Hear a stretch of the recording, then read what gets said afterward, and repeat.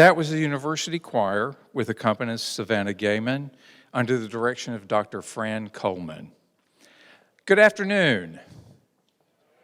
Thank you, because that was not meant to be rhetorical. I am Glenn Gorley, and I'm a professor of theater and chair of the Department of Fine Arts. And on behalf of Francis Marion University, I would like to welcome you to our celebration and remembrance of Professor Emeritus Keith Best. Now, as you look around the audience, you will see friends and individuals you don't know. Well, let me take a moment and tell you who some of those people might be.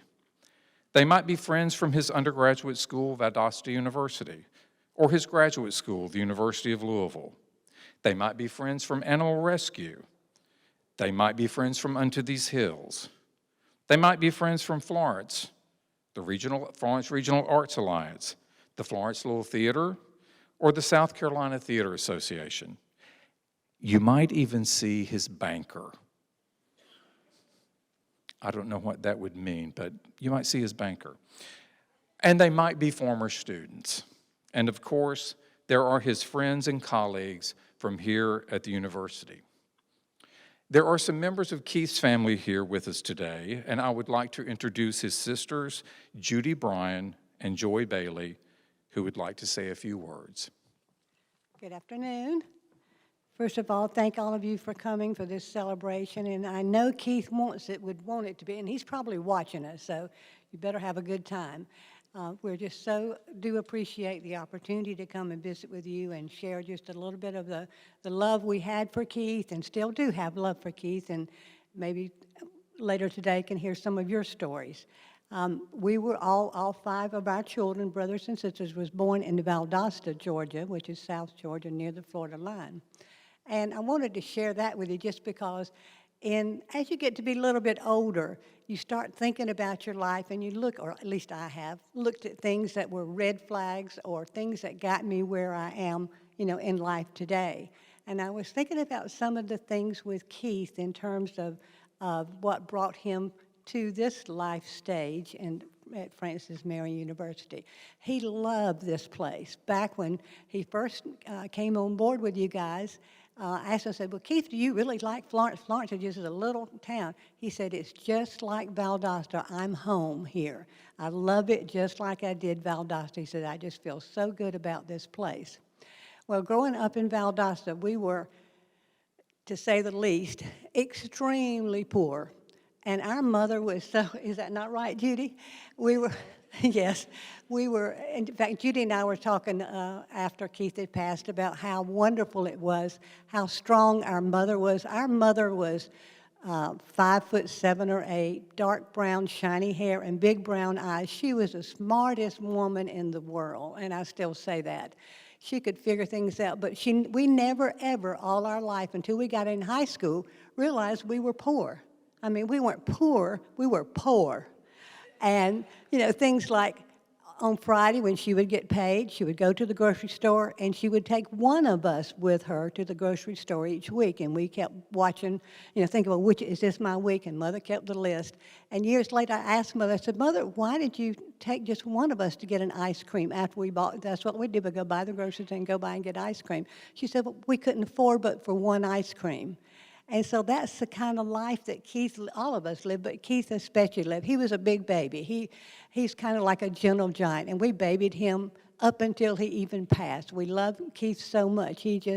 But our mother gave us all a vision that we could do or be anything we wanted.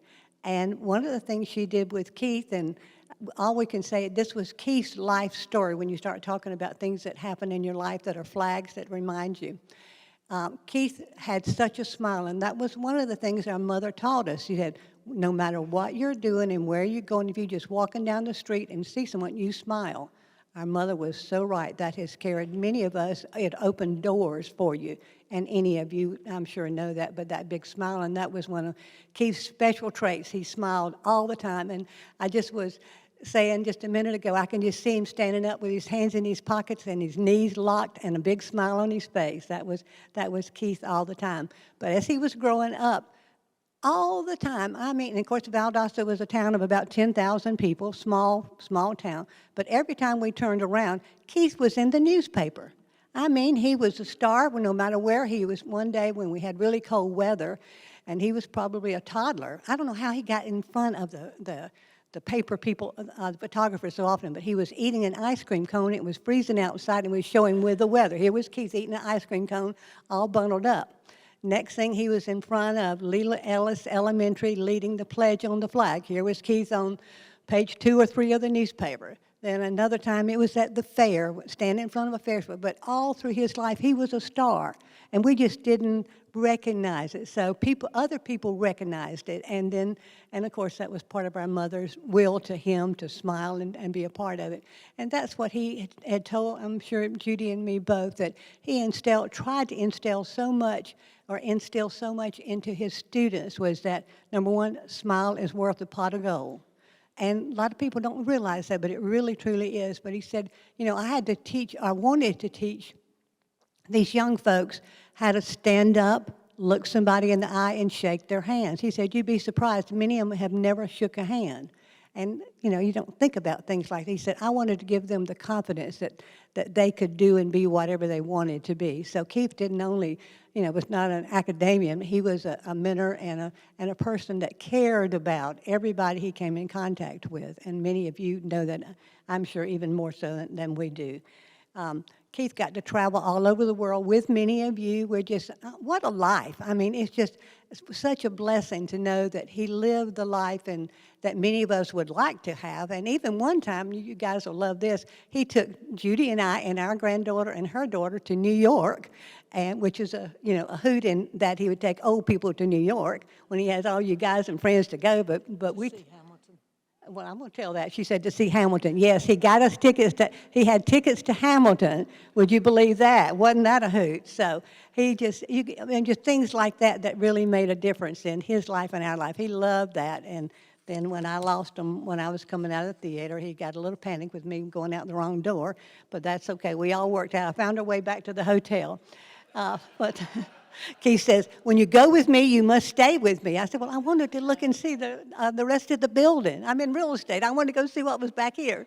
So we had a chuckle. And I went out the wrong door, but finally came around the corner and got to see him. But he always was thinking of others all the time, and he talked about many of you to us. And as I said, his love for life, love for his cats, love for the animals, love for saving, and just you saw all the acclimates and things that he had accomplished in really a young life at what, 68? No. 69? No, he was 66, just at 66. But he lived such a wonderful life, you cannot think about faulting it.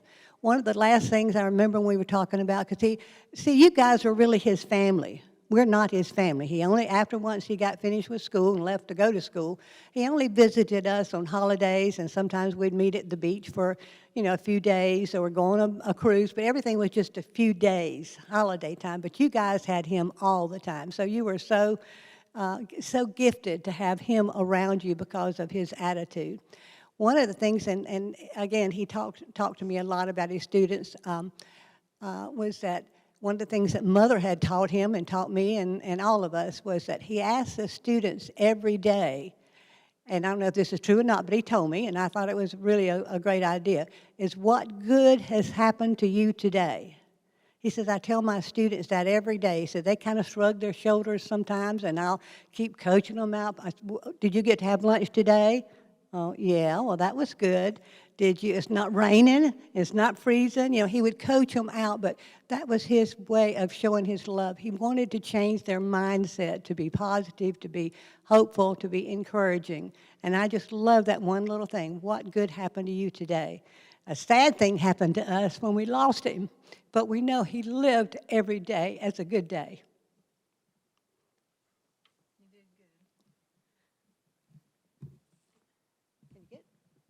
You can tell which one's the salesperson in the family, and it would be Joy.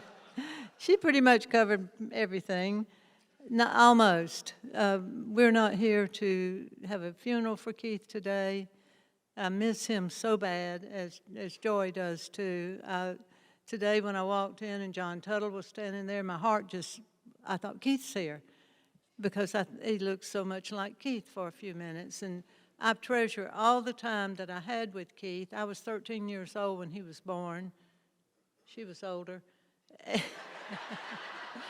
still older. You were driving. And so he wasn't just a little brother. He was my friend. We talked. I talked to him several times in 1 week, a lot of times. Sometimes I wouldn't talk to him for a couple of weeks, but he would tell me things that was happening in his life. The last 2 visits I had with him, I came up, not this past February, but the one before, right after his surgery. My daughter and I met him in Savannah, and he took us to see Jersey Boys. And it started, and I said, Keith, did you hear that? And he said, they're Jersey Boys. And I said, okay, because it was quite a show, but I loved it. We loved everything that he did, and my daughter and I were able to go on a cruise with him this past summer. And at that time, I think that Keith knew that possibly his time might not be as long as we thought, and I think that he might have known inside himself that he wasn't well, and he was still trying, though, but he wasn't complaining about it. One of the things that Keith and I did, and it's odd but to some, but not to us, every Christmas or Thanksgiving, whichever he chose, when he'd come home, we would go have our toenails done. And when on this cruise, I said, Keith, we haven't done that in a while. When he asked me, are we going to get our toes done? And I said, sure.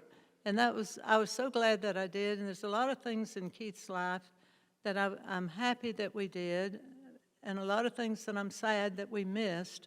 But I'm glad that he was here, and I really appreciate all of you people that have turned out today. I have seen hundreds, and more than hundreds even, of things on Facebook from Valdosta State, from Valdosta High School, which is University of South Georgia now, the Valdosta State, from when he went to college in, what's it? Louisville. I knew. And then when he came here, and so many posts, and even people that he was at Unto These Hills with, he loved that. And we went over I took my granddaughter when she was about 8 or 9. We went over one summer to see it, and of course it stormed horribly that night. And we waited out the storm, and at 9 o'clock they had their show. And I look back on things like that, so I have no regrets as the things that I did with Keith. I wish we could have done more. I do want to say one thing that's very special. And I tried to get Keith to come down to Lake City because we have an ensuite on our home, and I told Keith, you can live there. Got to get back over here. Well, I have to take that. I took it. Okay, you got it, but just stay close. She's real bossy, too. And I was coming over here so I could see Dr. Carter. Okay, but you can't hear you, you know. Okay, I got it. Oh, yeah, that is better. Anyway, we tried very hard to, and I told Keith, and Ralph told him, he was welcome to come to us. My sister-in-law works for an oncologist, but in our conversation, and with my conversation with Elka, wherever he was, the protocol was going to be the same. He chose to stay here and try to make it. And one of the hardest things that was going on with Keith is that he worried about his job a lot. And he told me, I'm not going to cry, that he went and talked to Dr. Carter and was worried that he couldn't be there. And Dr. Carter told him, you come when you can, and when you feel like you can't, don't come. And I want you to know how much our family appreciated that, because that's what got Keith through his last weeks and the last few months, knowing that he wasn't losing his job, he wasn't going to be banned from the college, he could still be home and do this. And I would like Dr. Carter to come up, if you will, please.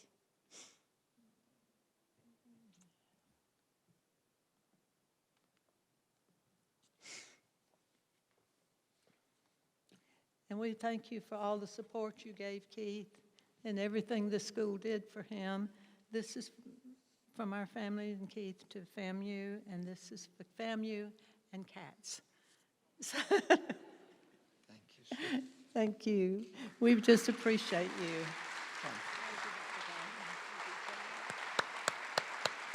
And there are so many of you that we saw at the hospital and different places, but I don't dare try to say your names because I'm afraid I'll leave someone out, but thank you so much. Let me just say that this will go into Keith's scholarship, and the University Foundation will round it up so that the scholarship is fully endowed. Oh, wow, thank you. Thank you so much.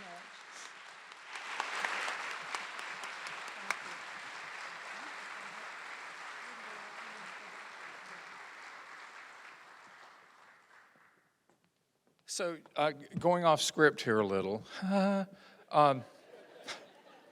So early on when we were discussing what this event was going to be like, it was very quickly determined we did not want a memorial. We wanted a celebration.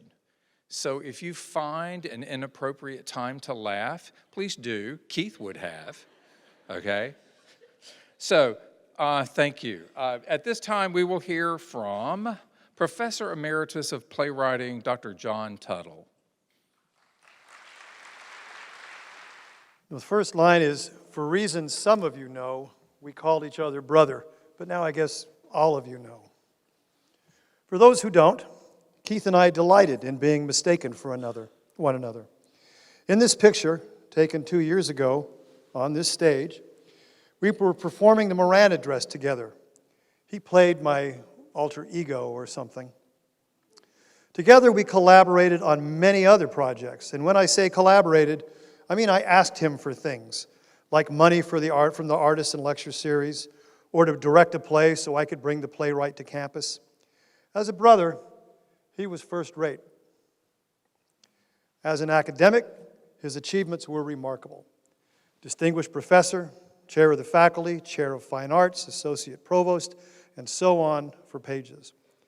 In 2012, he delivered one of the best commencement addresses we've ever heard and received an honorary doctorate. And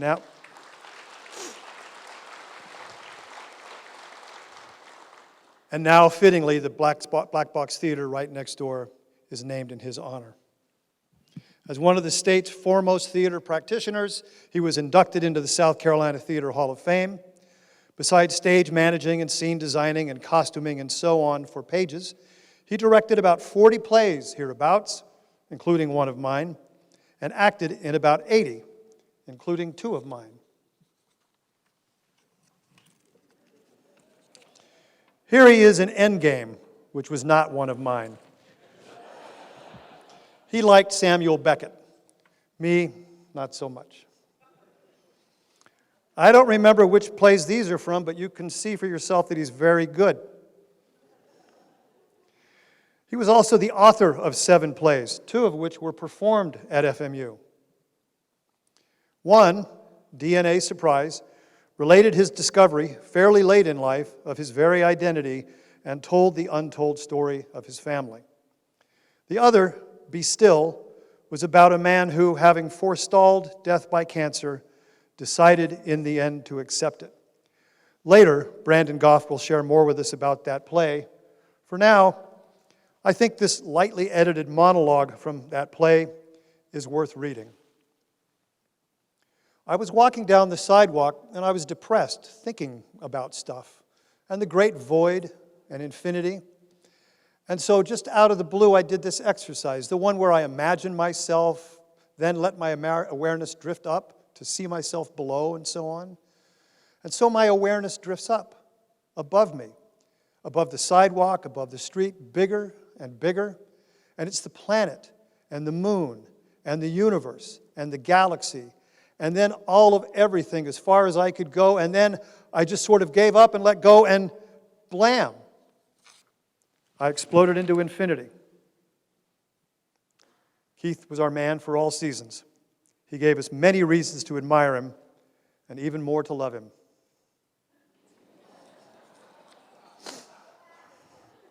He was a selfless rescuer of lost souls.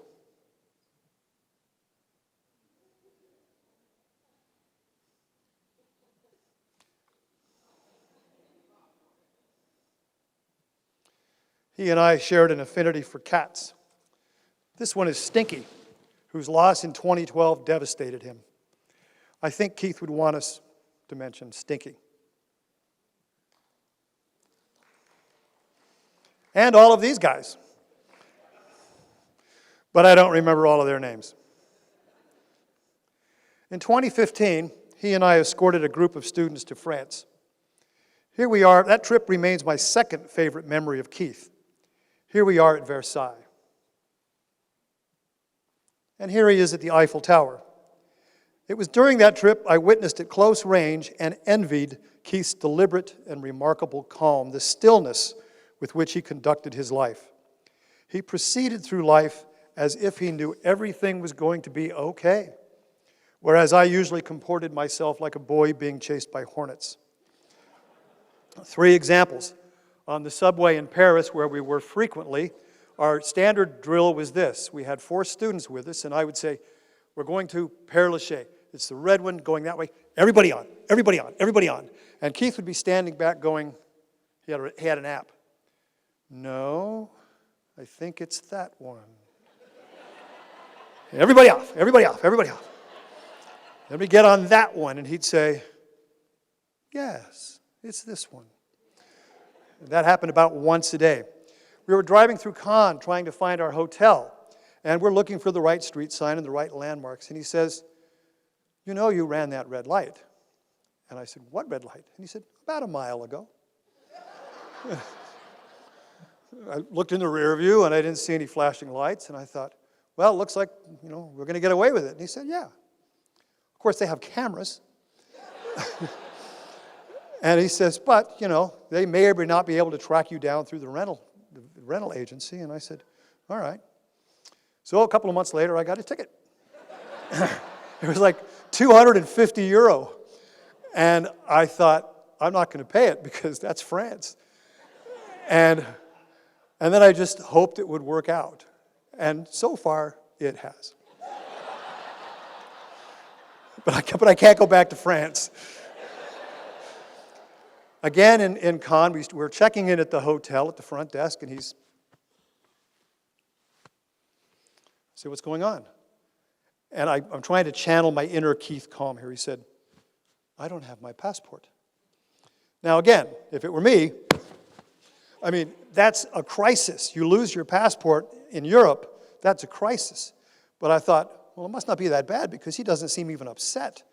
But he dug around in his suitcase, and he said, oh, here it is. And everything was okay. Here he is with some students in Notre Dame, Mont Saint-Michel.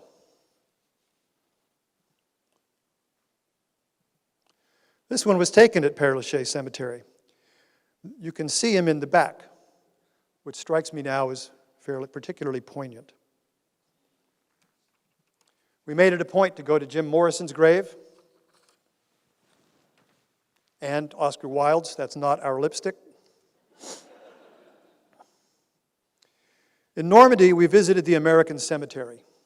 We arrived just at sunset and were there for the playing of taps. We also found the following inscription. Think not upon their passing, remember the glory of their spirit. I'm glad I took a picture of it because I would like for us now to remember the glory of his spirit.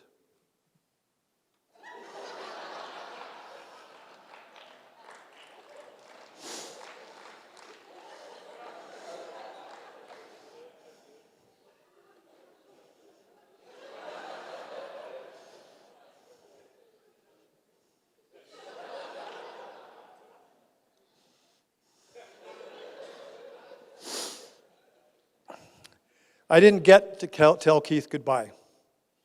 I would have liked to, and to thank him. But he did leave me one favorite memory. It happened right there, after the Moran address.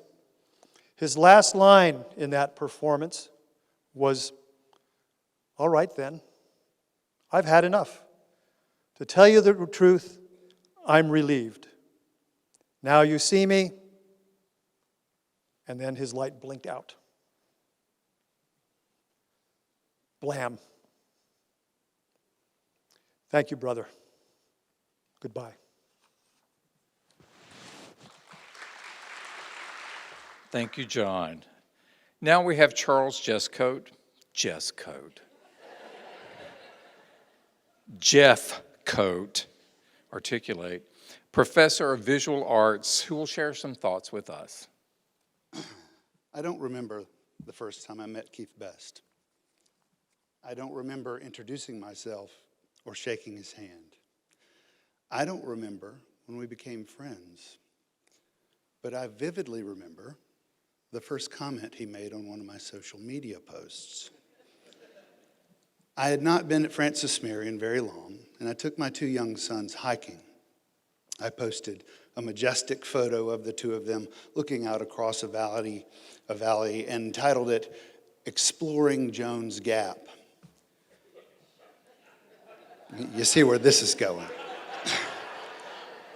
Keith's comment was, "Does Jones know?" Keith Best was my very good friend and a good friend to my family. He was like a big brother to my wife, a pseudo-uncle to my oldest son, and always with double meaning Mr. Best to my youngest. To everyone who knew him, he was a calming presence. His compassion and understanding could create profound connections between profoundly different people. He freely gave of himself. The reach and intimacy of his big-heartedness touched both humans and animals alike. He spent countless hours loving the unlovable, listening to grievances, and giving of his time and money transporting homeless dogs and cats to give them a fighting chance. He kept a list on his phone of waitstaff all over town so that he would be sure to remember their names. I know many of them to this day because of his quiet diligence. He enriched our lives with wit and laughter. He was a brilliant man, but never took himself too seriously. He would often wear ridiculous socks on special occasions. His drinking socks were covered in little martini glasses. If you knew Keith, you knew his deep, unquestionable kindness, his reassuring calmness, and abundant generosity. And you most certainly knew his clever, absurd, and sometimes downright dangerous sense of humor. Keith was the king of puns. In the words of a close friend and colleague, his puns sprang from whatever happened to be the subject of the moment and his sheer joy in the delivery. I remember him getting that little, very pleased with himself smirk, cutting his eyes and letting loose some puntification that would have you laughing and groaning. For well over a decade, Brandon Goff, Keith, and I have been devoted friends. It became a standing ritual for us to meet once or twice a week for a drink. I went back through several years of group messages to find a few of his puns. The stream of consciousness of our text conversation was like reading the script of a Psycho Space Seinfeld episode. Here are a few puns, both borrowed and or composed by Keith. How's your hot dog? I've eaten worse. Kangaroo Island? I hear that place is really hopping. I've got 2, maybe 3 Motown puns left in me. 4 tops. It was truly one of the greatest honors.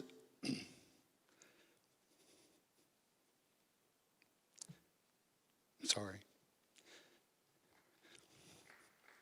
It was truly one of the greatest honors of my life to walk with Keith through the final days of his. It meant a great deal to him to see how much support he had, whether he wanted it or not.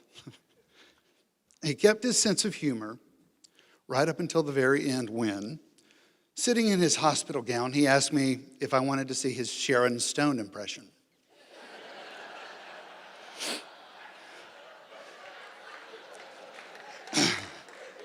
Now, I'll be honest. For one brief moment, some part of me thought, wow, Keith does Sharon Stone impressions. Thank goodness my prefrontal cortex realized what was going on before all was lost. Keith put others first right up until the very end. When he realized his life was coming to a close, he called an attorney to assure that he could arrange gifts from his estate. That attorney is my oldest son. I've never seen him cry so much or so hard. That week, Keith and I talked about many things. We talked about time, how fleeting it is, how transient this world can be. We talked about how life is not always the life we imagined. Keith was not mad. He was not afraid in any way to die. I take great comfort in that, and I hope you do too. He was disappointed to have worked so long and come so close to reach and not to go to reach retirement. He was disappointed not to attend a special wedding. Disappointed to not be there to put down some of his older cats.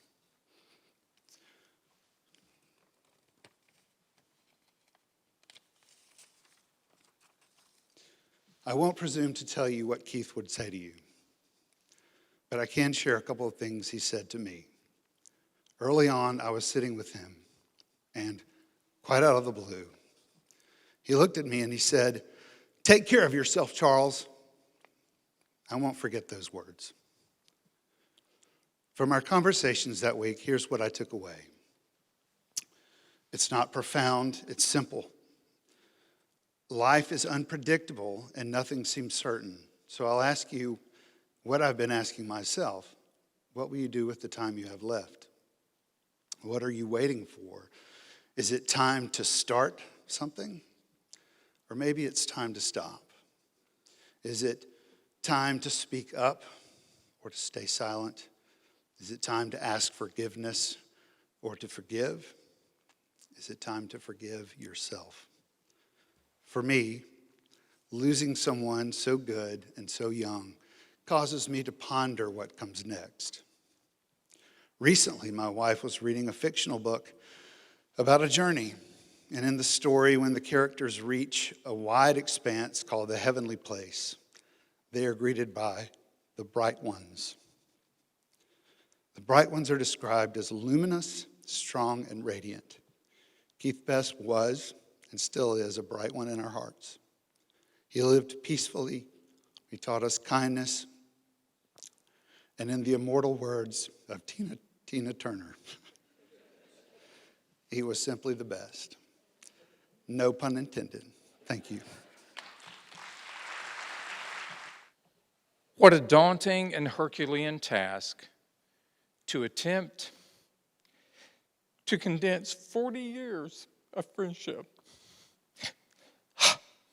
and working together into just a few minutes.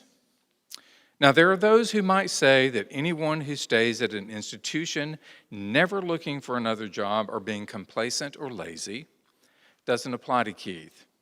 He found a home and he bloomed where he was planted. Keith and I had actually heard of each other before we actually met. Keep it clean.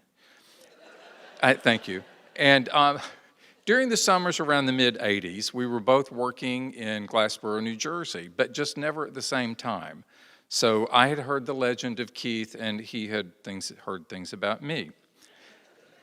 Then we both found ourselves working at Unto These Hills, and we continued to work there for numerous years. Now, there was something ethereal about the relationships that were established during all those years in Cherokee. And I'm not being cliche.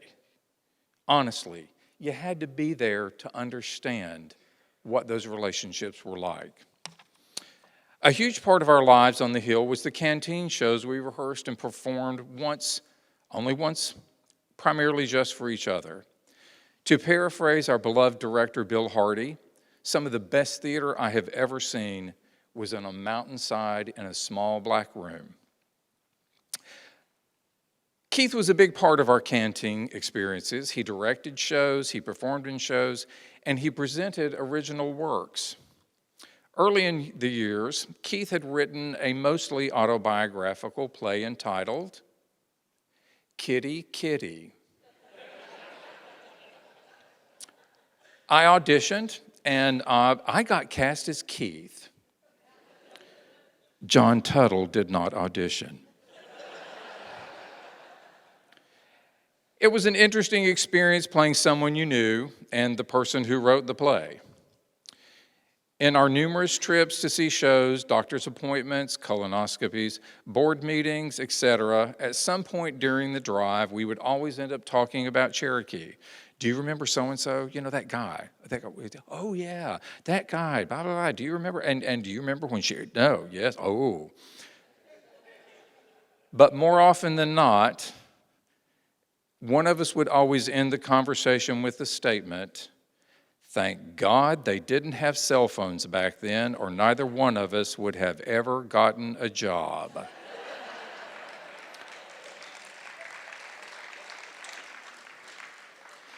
Keith came to Francis Marion because of a phone call and a necktie. The department had advertised for a new position, and we brought in an individual for the interview. It seems that this individual did not wear a tie to his interview with Dr. Stanton. That did not sit well with Dr. Stanton.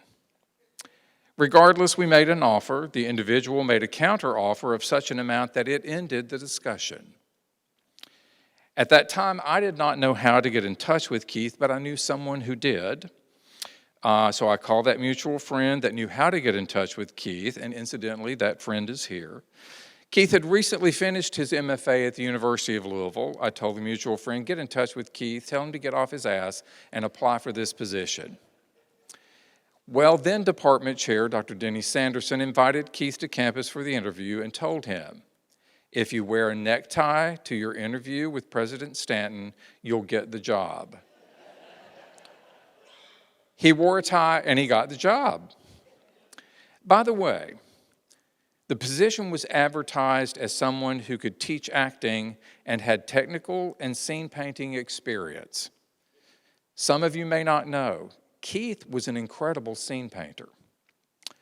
So it was the fall of 1993 that Keith began his tenure of more than 32 years at Francis Marion. And we'll hear more about his outstanding contributions to the university later this afternoon.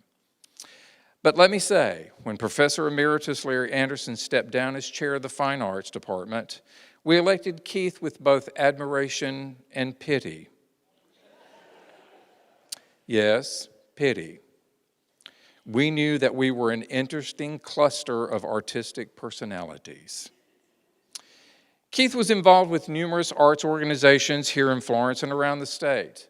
The South Carolina Theater Association acknowledged Keith by putting him in their Hall of Fame and bestowing on him the Distinguished Career Service Award for his many years of being a vital member and virtually every officer on that board.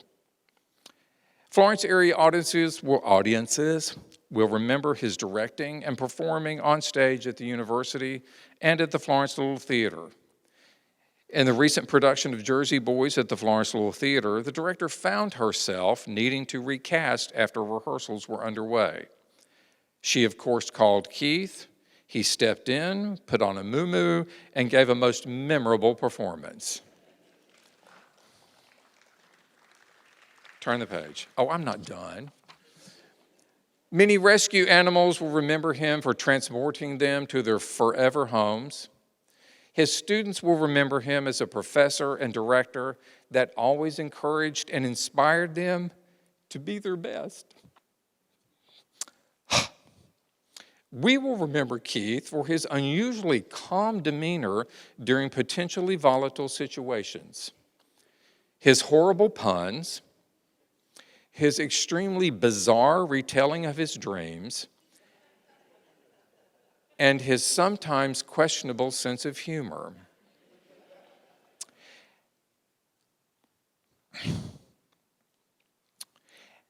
As many of us have discussed, these few months without him have been very difficult to navigate.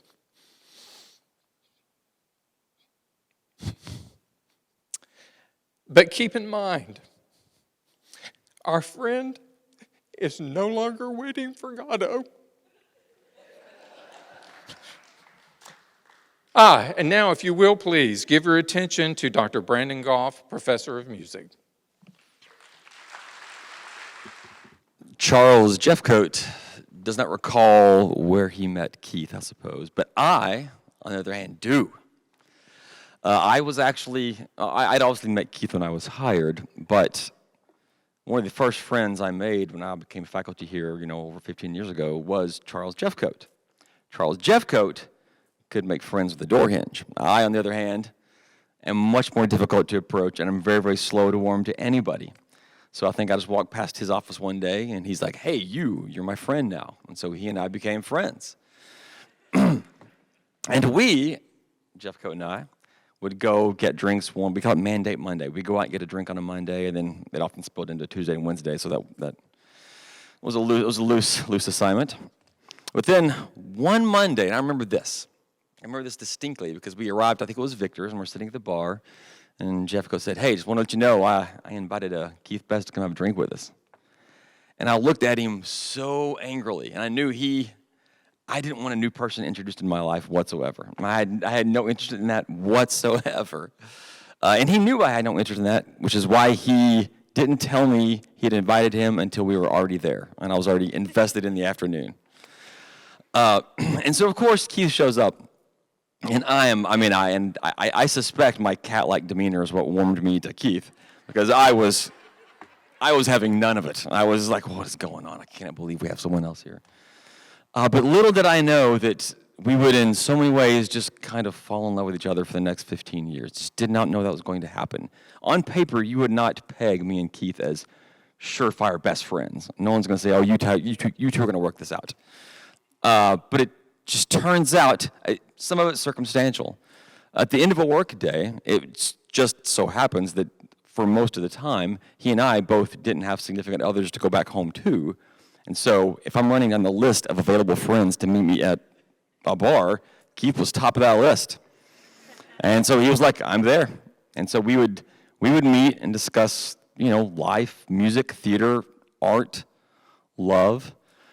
And over time, we realized and learned how much we just loved each other's company.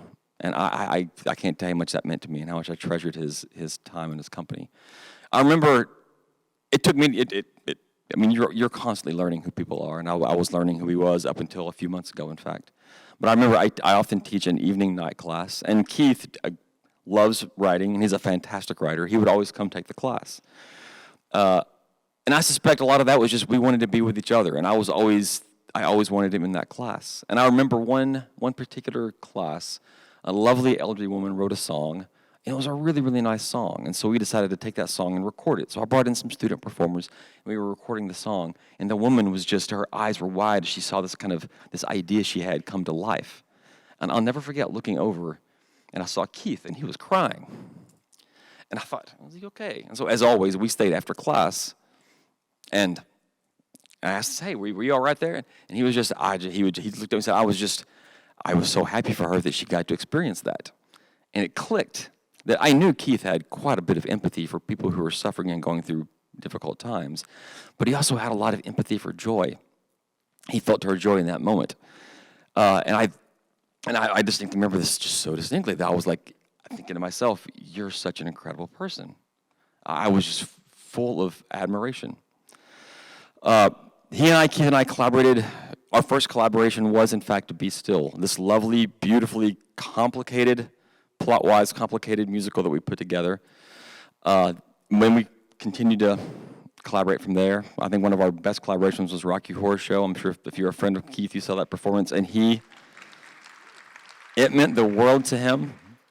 But still, when I look back at it now, and I realize it at this point in my life, I mean, I was never a student of Keith's, but I learned something from him. At that point, he had distilled what really mattered in life. He had it figured out. And that was why he had that same calm demeanor in all the situations. I ironically saw him lose a passport on the way to London one time, and he had no panic whatsoever. I was running around like someone, call a TSA quick. But nope, he was calm. He was always calm. He had figured out that the only things in life that are really worth stressing and worrying about are the living things around you, or his friends, his family, and his cats and his pets. Everything else was in service to that. And that changed my life. Everything else was in service to that. That absolutely changed my life. The last song we're going to sing is the last piece from Be Still, and it summates who Keith is.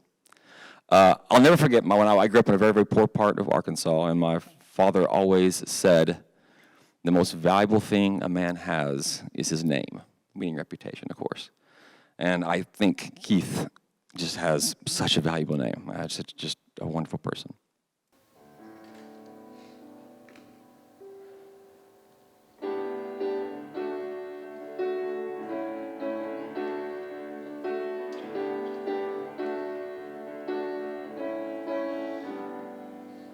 The things you're taught can even laughing with a lot, and then you feel caught in the onslaught.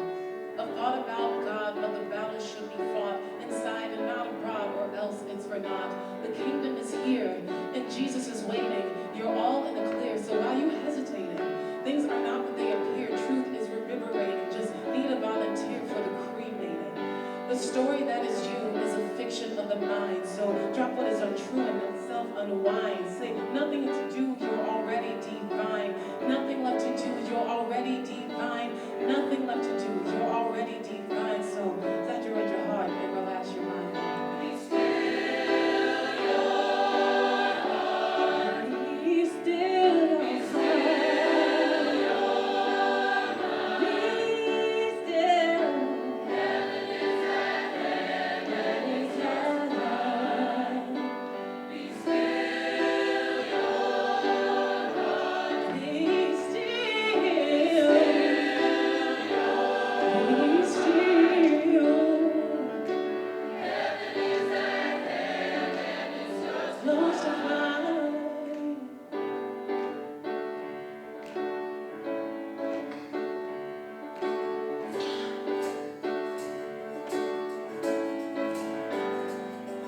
When you're floating on the ocean looking for an island, sick from the motion and nothing goes to plan. Your only want to do is want to run, but you can't even stand, but you rise.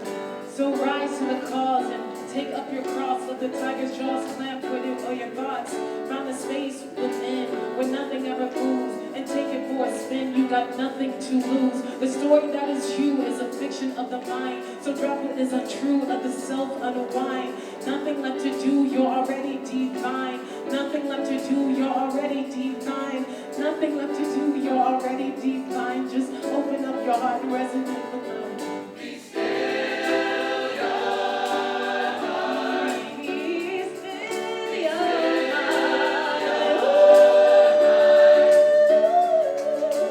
Heaven is at hand and it's yours. Be still your heart. Be still your heart. Heaven is at hand and it's yours to find.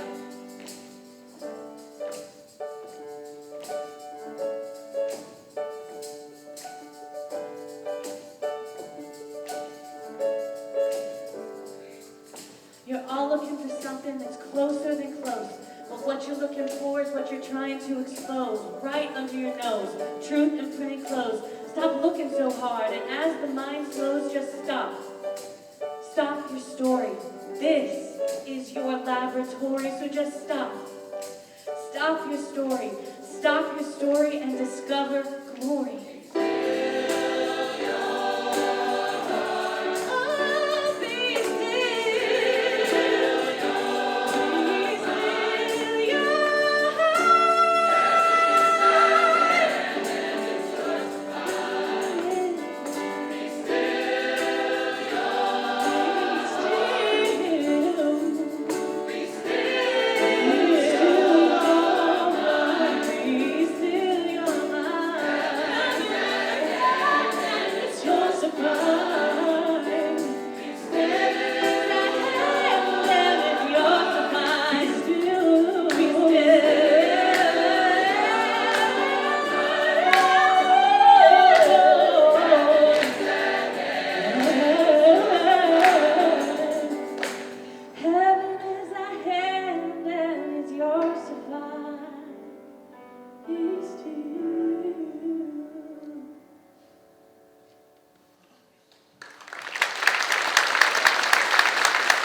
Thank you, Brandon, Fran, members of the University Concert Choir, visiting alumni in the choir, and alumni soloists, Sade Sparks and Caroline Starling.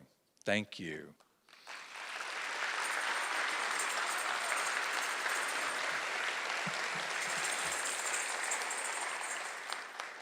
Although this was only a glimpse into the life of Keith, you should be thankful.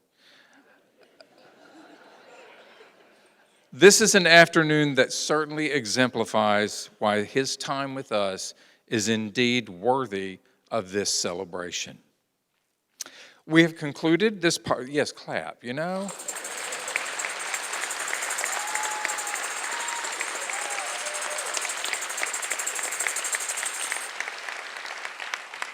Now, if you would, please gather on this side of the lobby and join the president of Francis Marion University, Dr. Fred Carter, for a special recognition.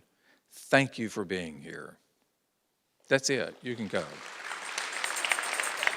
we going to sing happy birthday now? No happy birthday. Okay. But there's one thing I do want to do before we do the presentation. And, I want to thank Glenn Corley for pulling all this together.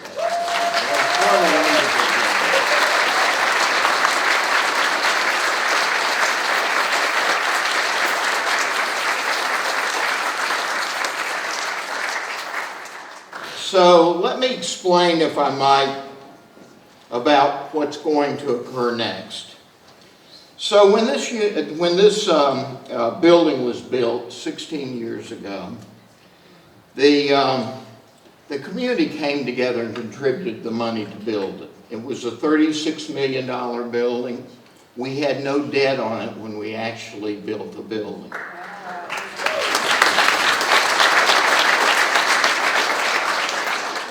But the board adopted a bit of an informal rule back then.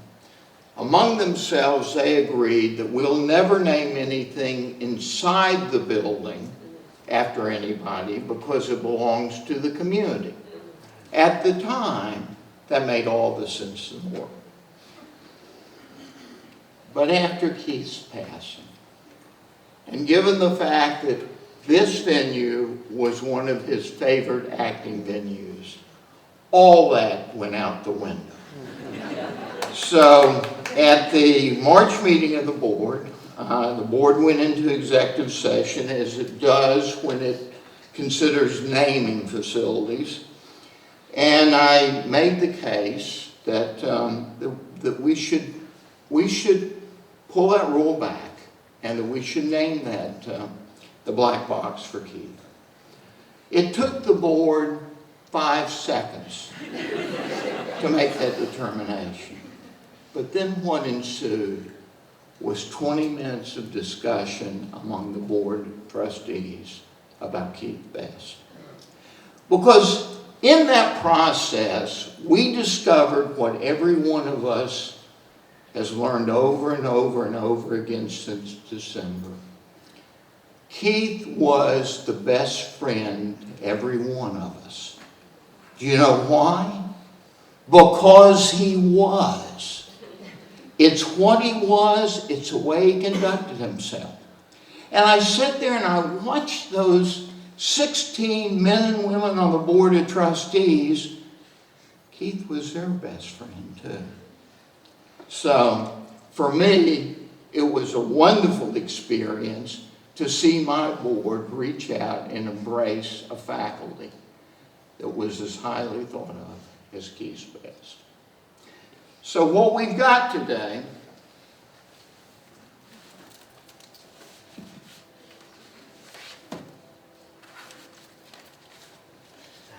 for the family is a copy of the official board resolution naming Keith's Theater